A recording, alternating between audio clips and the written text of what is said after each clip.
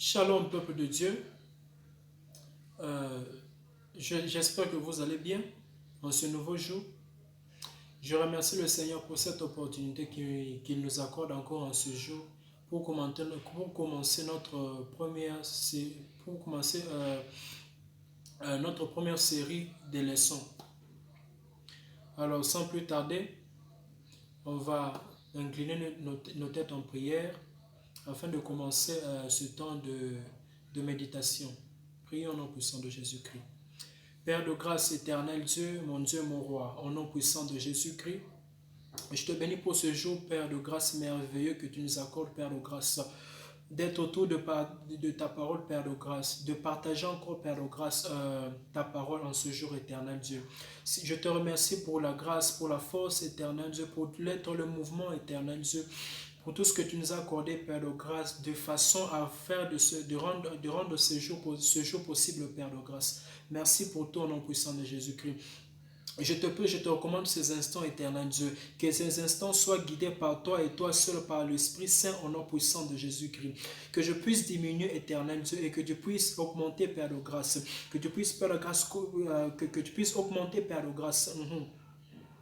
Oui, Père de grâce, prends le contrôle de ce temps éternel, Dieu. Je me soumets, Père de grâce, au mouvement de l'Esprit Saint, Père de grâce. Que l'Esprit Saint nous dirige, éternel Dieu, au nom puissant de Jésus-Christ.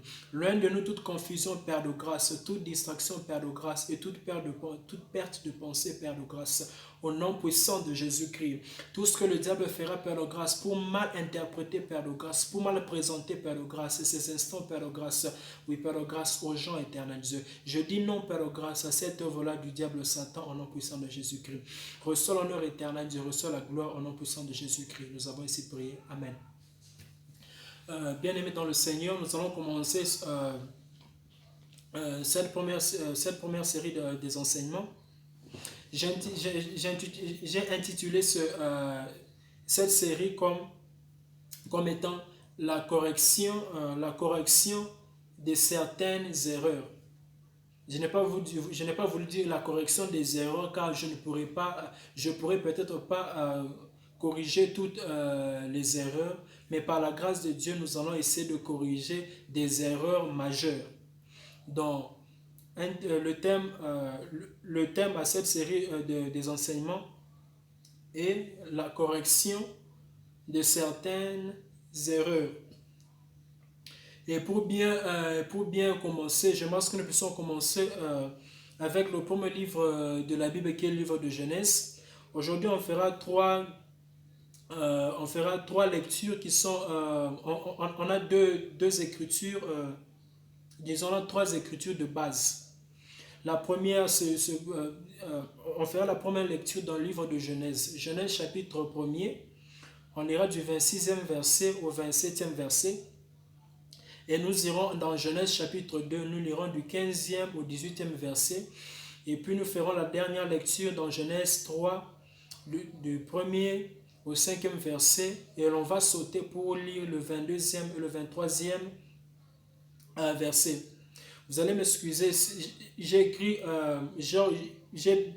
écrit en anglais, alors il peut se faire que dans la lecture, lorsque nous serons en train de lire, nous pouvons déborder des versets.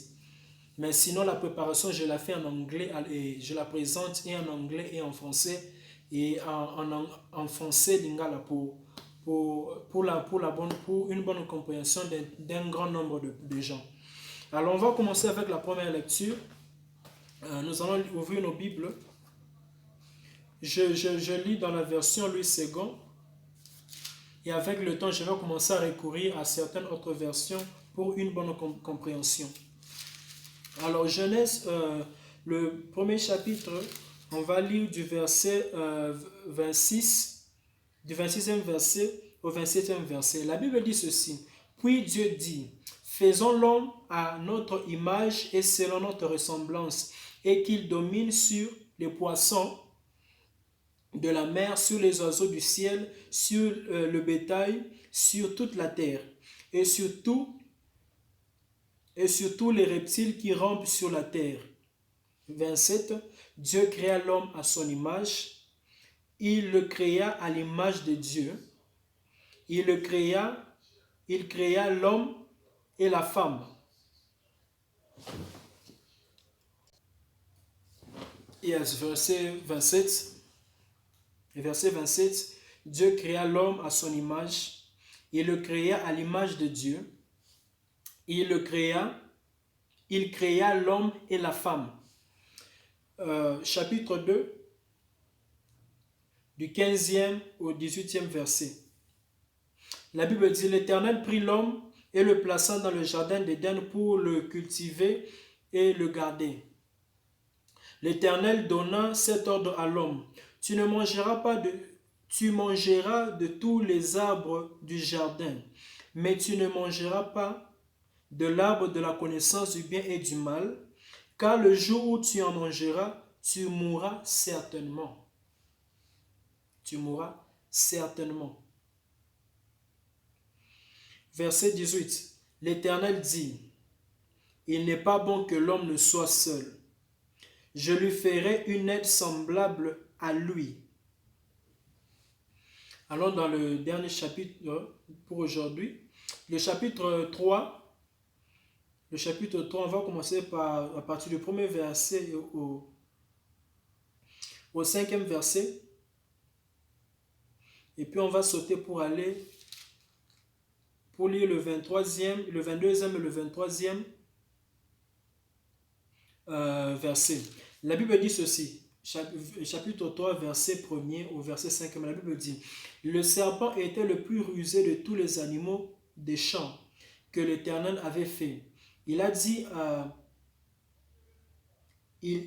à la femme, Dieu a-t-il réellement dit, vous ne mangerez pas de tous les arbres du jardin? La femme répondit au serpent, nous mangeons du fruit de l'arbre du jardin. Mais quant au fruit de l'arbre qui est au milieu du jardin, Dieu a dit, vous n'en mangerez point et vous n'y toucherez point, de peur que vous mourrez. Alors le serpent dit à la femme, vous ne mourrez point, mais Dieu sait que le jour où vous en mangerez, vos yeux s'ouvriront et que vous serez comme Dieu, connaissant le bien et le mal. Le 22e au 23e verset, la Bible dit, l'Éternel dit, voici l'homme est devenu comme l'un de nous, pour la connaissance du bien et du mal. Empêchons-le maintenant d'avancer sa main, de prendre l'arbre de vie et d'en manger et de vivre éternellement.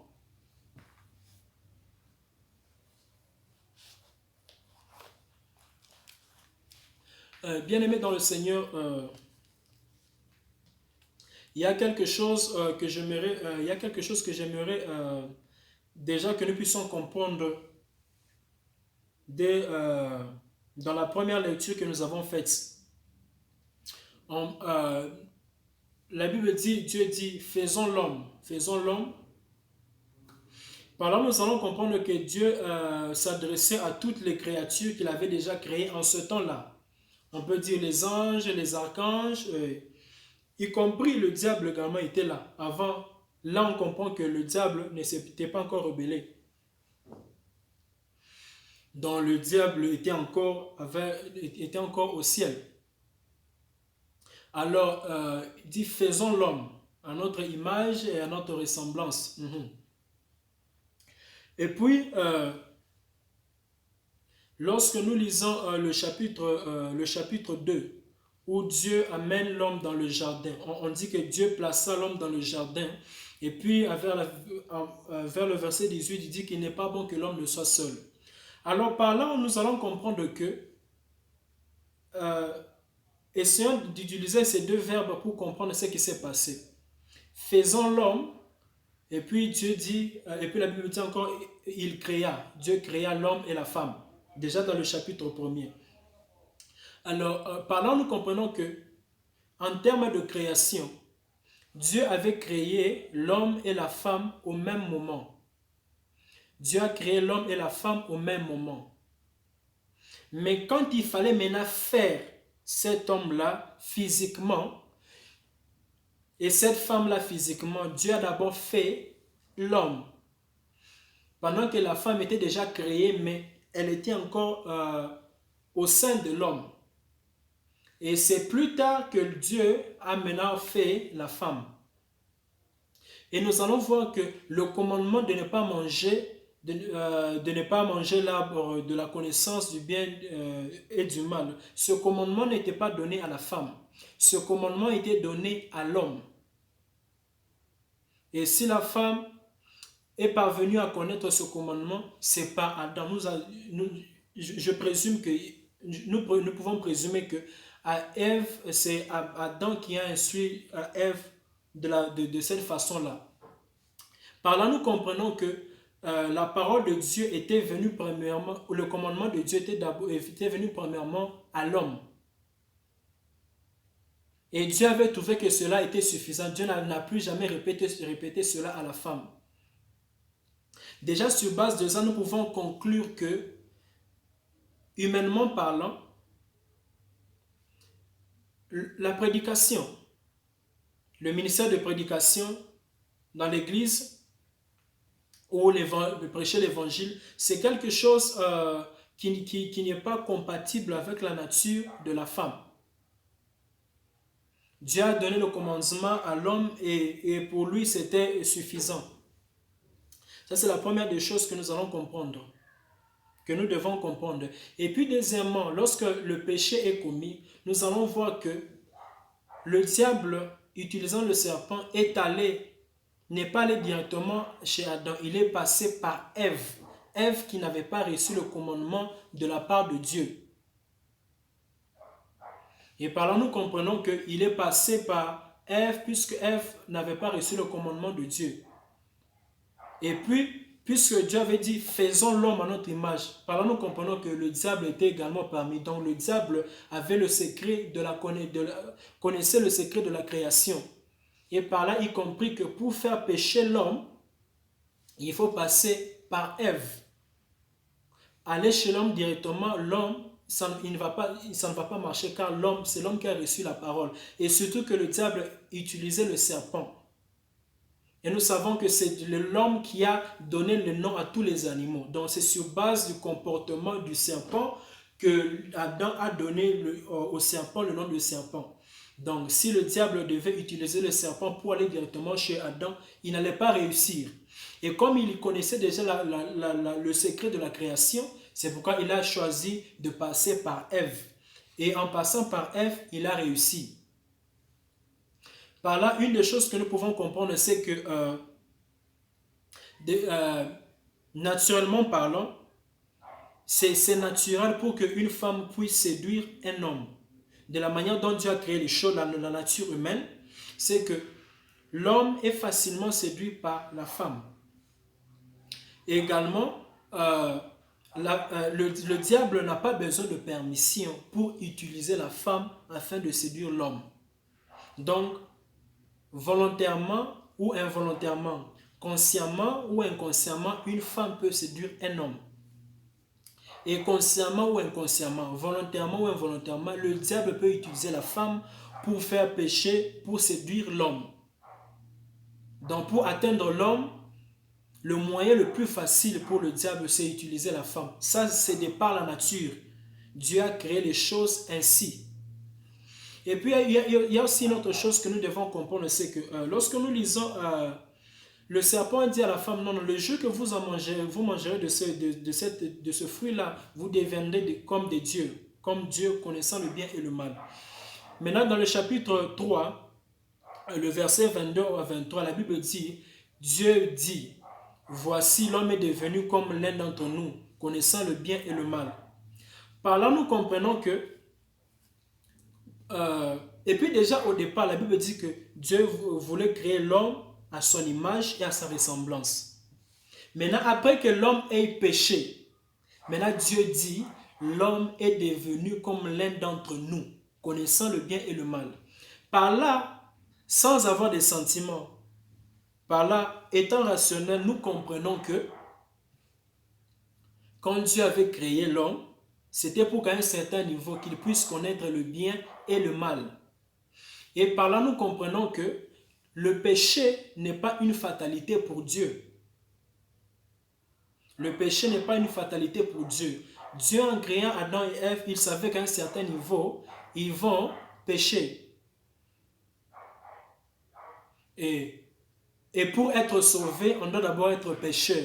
D'où le péché n'est pas une fatalité pour Dieu. Lorsque nous péchons, ce n'est pas une fatalité pour Dieu. Mais ce qui est fatal, c'est lorsque nous demeurons dans le péché. Donc, bien aimé, il peut arriver que nous péchons. Alors, le pire, ce n'est pas de pécher. Le pire, c'est de demeurer dans le péché. Donc, il peut arriver que nous péchons. Alors, après avoir péché, nous devons nous repentir et changer nos voies. Donc, c'est ce que nous devons comprendre. Donc, lorsque le péché n'est pas une fatalité. Car pour que Dieu puisse nous sauver, nous devons être d'abord pécheurs. Donc, c'est un peu ça. Le péché n'est pas une fatalité. Mais la fatalité, c'est lorsqu'on reste, on demeure dans le péché. La Bible dit dans Romains 5.8, Romains 5.8 que lorsque nous étions encore pécheurs, Christ mourut pour nous. Romains 5,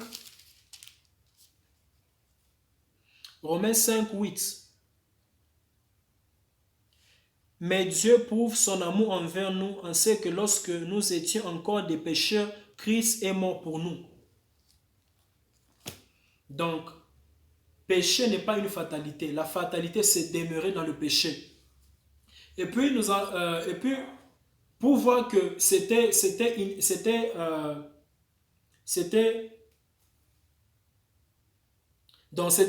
impossible que l'homme ne pêche, c'était inévitable que l'homme ne puisse pas pécher. Pour comprendre que c'était inévitable que l'homme ne puisse pas pécher, nous allons voir que tous celles que nous sommes, il n'y a personne qui est né avant que Jésus-Christ ne puisse mourir pour lui. Et pour ceux qui ont vécu avant Jésus-Christ, vous allez vous rappeler que Christ est mort. Et quand il est mort, il est allé prêcher à ceux qui n'avaient pas cru en Dieu avant de mourir. Et puis là, il est allé s'adresser aux esprits. Alors, il n'avait pas besoin de beaucoup de temps, puisque l'esprit est toujours disposé, c'est la chair qui est faible. Donc, c'est nous qui sommes encore en vie, de foi, on a du temps pour nous repentir. Mais les esprits, ceux qui sont destinés à être sauvés sont faits directement. Donc, le travail pour sauver les esprits était même plus facile que pour nous. Donc, nous comprenons que péché n'est pas une fatalité. La fatalité, c'est demeurer dans le péché. Gloire au Seigneur. Donc, ça, c'est quelque chose que le Seigneur veut à ce que nous puissions comprendre. Et puis, deuxièmement, pourquoi dire deuxièmement? J'ai parlé, donc, une autre chose que nous devons comprendre, c'est que lorsque nous lisons cette histoire du péché d'Adam et Ève, nous ne devons pas nous focaliser sur les péchés qu'ils ont commis de façon à commencer à les condamner. Oh Adam, tu ne devais pas pécher. Oh Ève, il ne fallait pas faire ceci. Dieu vous a dit ceci, mais vous avez fait ceci. Non, bien aimé, lorsque nous faisons cela, nous perdons notre temps, puisque la Bible dit dans Romains 15, 4 que tout ce qui a été écrit est écrit pour nous apprendre. Je vais chercher le verset pour nous. Romains 15.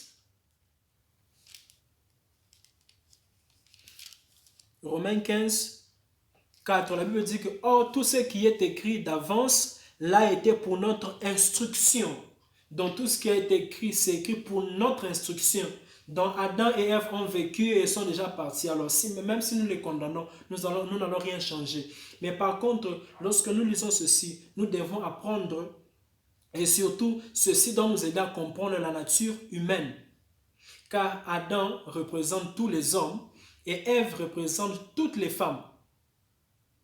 Dans ce que Adam pouvait faire, tout homme peut le faire. Ce que Ève pouvait faire, toute femme peut le faire. C'est pourquoi, ayant compris la nature humaine, l'apôtre Paul dit dans 1 Corinthiens chapitre 14. L'apôtre Paul dit dans 1 Corinthiens chapitre 14. Chapitre 14, du 34e au 35e verset. La Bible dit ceci, l'apôtre Paul dit ceci, que les femmes se taisent dans les assemblées, car il ne leur et pas permis d'y parler, mais qu'elles soient soumises, comme le dit aussi la loi. Si elles veulent s'instruire sur quelque chose, qu'elles interrogent leur mari à la maison, car il est malséant à une femme de parler dans l'église. Donc par là, nous voyons que, ayant compris la nature de l'homme, la nature humaine, la nature de la femme, la nature de l'homme, c'est sur base de ça, le premier apôtre, le premier pasteur des nations, qui est l'apôtre Paul, recommande à ce que les femmes puissent se taire dans l'église. Donc c'est après avoir compris comment est-ce que la nature humaine est. Et jusque-là, si on s'arrête là, on va penser que nous sommes contre certains diront que cet homme ici est contre le ministère des femmes et contre les femmes. Non. Allons encore plus loin pour comprendre pourquoi est-ce que l'apôtre Paul recommande cela. Lisons le livre de 1 Timothée. 1 Timothée, le chapitre 2. Le chapitre 2, on va lire à partir du verset 11. 1 Timothée, chapitre 2, à partir du 11e verset. La Bible dit ceci, que la femme écoute l'instruction en silence, avec une entière soumission. Je ne permets pas à la femme d'enseigner ni de prendre l'autorité sur l'homme, mais elle doit demeurer dans le silence. Écoutez ce que le verset 13 dit. Car Adam a été formé le premier, Ève ensuite. Verset 14. Adam n'a pas été séduit, mais la femme, séduite, s'est rendue coupable de transgression. J'aime ce qui suit. Elle sera néanmoins sauvée en devenant mère, si elle persévère avec modestie dans la foi, dans l'amour et dans la sainteté. Lorsque nous lisons, ceci vient compléter ce que nous avons lu dans 1 Corinthiens 14, 34 à 35, où l'apôtre Paul dit qu'il n'est pas permis à la femme, que la femme se taise. Si on s'était juste arrêté là, nous allons penser que l'apôtre Paul avait quelque chose de personnel ou de particulier envers la femme. Mais lorsque nous lisons 1 Timothée chapitre 2, du 11e au 15e verset, maintenant nous comprenons pourquoi l'apôtre Paul recommande que les femmes ne puissent pas prêcher. Donc il comparait la femme de son temps à Ève. Donc c'est pour dire que Ève et les femmes du temps de l'apôtre Paul et les femmes de notre temps, ce sont les mêmes. Donc Ève représente toutes les femmes. Donc toutes les femmes ont les faiblesses de Ève et tous les hommes ont les faiblesses d'Adam. Et au commencement, le commandement était donné, la parole ou le commandement était donné à Adam et non à Ève.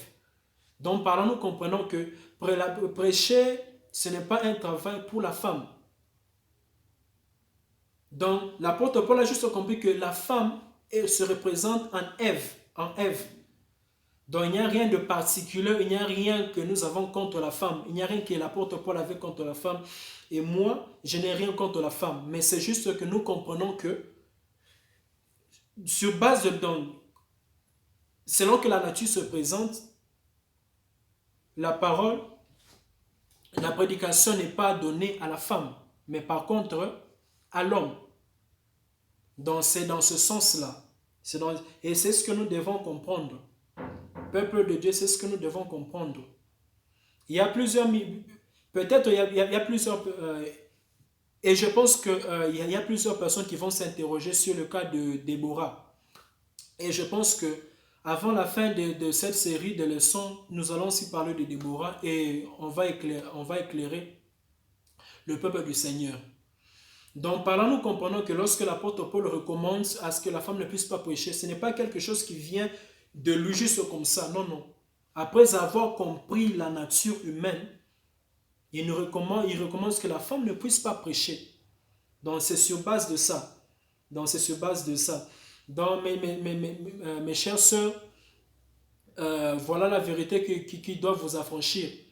Le Seigneur m'a dit qu'il m'a délivré pour que je puisse délivrer les autres. Et vous connaissez la vérité vous affranchira. La vraie délivrance, ce n'est pas lorsque on vous impose les mains et vous tombez. La vraie délivrance, c'est lorsque vous recevez la parole de Dieu. Car la parole de Dieu en elle-même, elle a le pouvoir de vous délivrer. Car au commencement, Dieu créa par la parole. Donc, lorsque vous recevez la parole créera en vous la délivrance dont vous avez besoin. Alors, chères sœurs, nous savons qu'il y a des sœurs qui aiment bien prêcher, mais aujourd'hui, la Bible dit qu'il est malséant pour une femme de prêcher. Mais la Bible dit que mais néanmoins, elle sera sauvée en étant mère. Donc, pour dire que pour une femme, être mère pour une femme est plus honorable que lorsque la femme se décide de prêcher. Donc, c'est malséant pour la femme de prêcher et c'est honorable pour la femme d'être mère. Donc, bien-aimé dans le Seigneur, c'est ce que le Seigneur me donne aujourd'hui pour son peuple. Bien-aimé dans le Seigneur, il y a beaucoup de ministères, il y a plusieurs églises qui souffrent, qui ont des difficultés. Et je vous rassure que ces églises-là souffriront et auront toujours des difficultés. Pourquoi? Puisque quelque part, ils ont abandonné la parole du Seigneur. Bien-aimé, ça ne sert à rien d'abandonner la parole du Seigneur et de passer des temps de prière, passer des temps de jeûne. C'est une perte de temps. La Bible dit dans le livre de Psaume, Psaume 138, le verset 2. Dans la version française, il est dit que sa renommée s'est accrue à cause de l'accomplissement de ses promesses. Ce qui est totalement différent de la version anglaise que j'utilise. La version anglaise dit ceci: Dieu a magnifié son nom, Dieu a magnifié sa parole au-dessus de son nom. Donc dans la version anglaise, le New King James Version, la Bible dit dans Psaume 138, verset 2, que Dieu a magnifié sa parole au-dessus de son nom. Magnifier quelque chose, c'est rendre cette chose grande. C'est rendre cette chose plus grande. C'est amplifier la chose. Alors lorsque la Bible dit que Dieu a magnifié sa parole au-dessus de sa parole, cela veut dire que Dieu a rendu sa parole grande par rapport à son nom. En d'autres termes, lorsque tu n'es pas en accord avec la parole de Dieu, le nom de Dieu ne pourra rien faire pour toi. Donc tu peux être en train de prier jour et nuit, au nom de Jésus, au nom de Jésus, Jésus, Jésus, Jésus. Mais si tu n'es pas en accord avec la parole de Dieu, il faut savoir que le nom de Dieu ne va pas travailler en ta faveur. Donc bien aimé dans le Seigneur, c'est ce que le Seigneur m'envoie à vous donner aujourd'hui comme première leçon.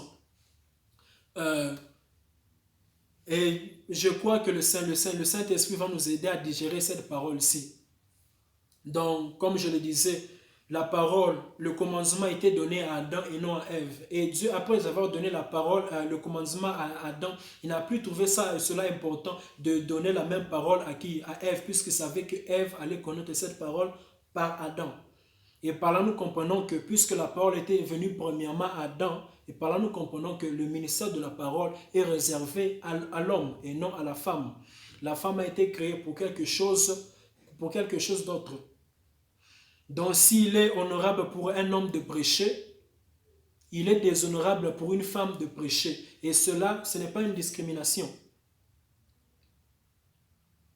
Car il est honorable pour une femme d'être mère. Gloire au Seigneur. Donc, c'est ce que le Seigneur m'envoie nous partager avec nous aujourd'hui. Car de fois, pour bien évoluer avec Dieu, nous devons connaître la nature humaine, puisque c'est lui qui a créé la nature humaine. Et à cette nature, il a attaché des principes, il a attaché plusieurs choses. Alors, lorsque nous comprenons déjà la nature humaine, je pense que ce sera facile pour nous de comprendre et de travailler avec le Seigneur. Donc, c'est ce que le Seigneur m'a envoyé à nous donner aujourd'hui. Que Dieu vous bénisse, que Dieu vous fasse grâce. Je pense que ce que j'ai dit est important et je sais que le Saint-Esprit va ajouter plusieurs choses. Bien-aimés dans le Seigneur, vous allez m'excuser. Je suis en train de prêcher et en français et en anglais. Donc il peut se faire qu'il y a certaines choses que je dis en anglais que je ne dirai pas en français. Mais je sais qu'avec le temps, Dieu va nous aider.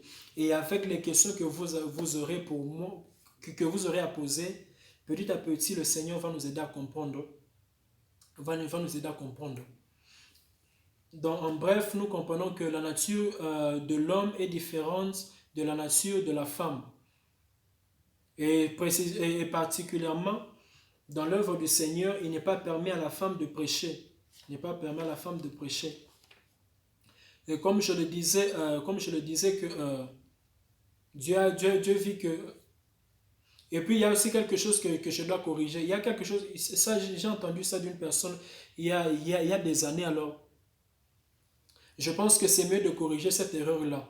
Lorsque nous lisons Genèse chapitre 3, le verset 22 au 23e, où la Bible dit que l'homme est devenu comme l'un d'entre nous, connaissant le bien et le mal, maintenant empêchant-le de toucher à l'arbre de la vie.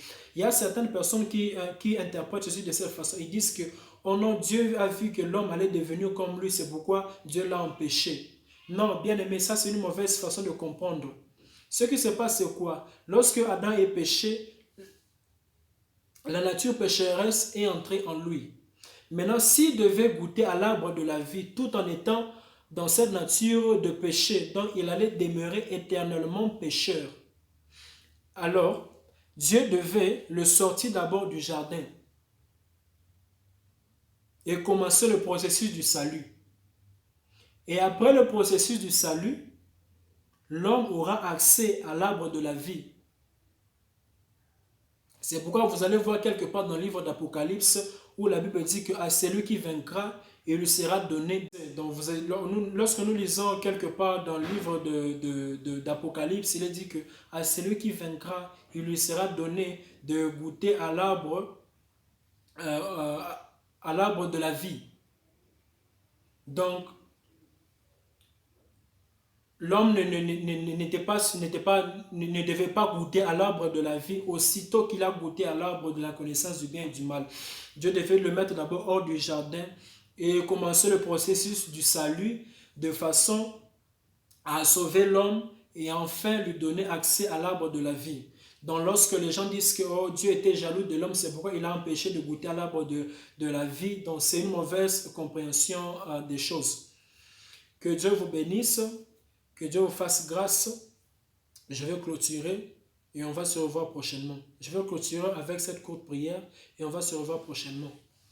Père de grâce éternelle, Dieu, mon roi, au nom puissant de Jésus-Christ, je bénis ton Saint-Nom pour ce jour, Père de grâce. Je bénis ton Saint-Nom, Père de grâce, pour cette parole que tu nous as donnée en ce jour, Père de grâce. Je prie, Père de grâce éternelle, qu'elle puisse transformer les cœurs, Père de grâce. Je prie, Père de grâce éternelle, que ton peuple soit délivré, Père de grâce, de cette mauvaise conception des choses, Père de grâce, au nom puissant de Jésus-Christ. Donne-nous la force, Père de grâce, de mettre en pratique ta parole, Père de grâce.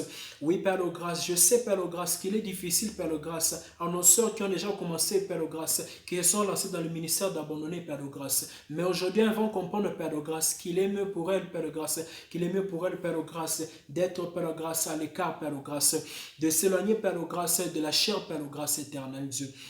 Oui, je prie, Père de grâce, donne-leur la force, Père de grâce, de faire cela, mon Dieu, mon roi, au nom puissant de Jésus-Christ. Oui, Père de grâce, mon Dieu, mon roi, donne-leur la force, Père de grâce, d'obtempérer, Père de grâce, mon Dieu, mon roi. Car la Bible dit que si aujourd'hui tu entends ma voix, n'endurcis pas ton cœur, Père de grâce. Oui, Père de grâce, éternel Dieu. Oui, Père de grâce, comme tu nous as appris aujourd'hui, Père de grâce, que la fatalité, ce n'est pas le péché, Père de grâce, mais la fatalité, c'est demeurer dans le péché, Père de grâce. Je prie, Père de grâce, que tu puisses leur donner la force, Père de grâce, d'abandonner, Père de grâce, cela, Père de grâce. Oui, Père de grâce éternelle, donne-nous aussi la force, Père de grâce, d'accepter ta parole, Père de grâce, bien qu'elle soit des fois difficile pour nous, Père de grâce. Au nom puissant de Jésus-Christ. Reçois l'honneur éternel, Dieu, reçois la gloire, Père de grâce. Je prie, Père de grâce, accorde-nous ta protection divine, Père de grâce, jusqu'à ce que, Père de grâce éternel, Dieu, on aura accompli sur cette terre la mission que tu nous as accordée, assignée, Père de grâce, à laquelle nous avons été assignés, éternel Dieu. Au nom puissant de Jésus-Christ. Reçois l'honneur éternel, Dieu. Reçois la gloire, Père de grâce, mon Dieu, mon roi, aujourd'hui et pour le siècle de siècle. J'ai ainsi prié. Amen.